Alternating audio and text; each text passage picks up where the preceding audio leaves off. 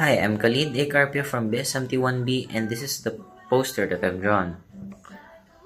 Running is a free therapy. Yeah, it costs 0 peso to just run in order to improve your physical and especially your mental health.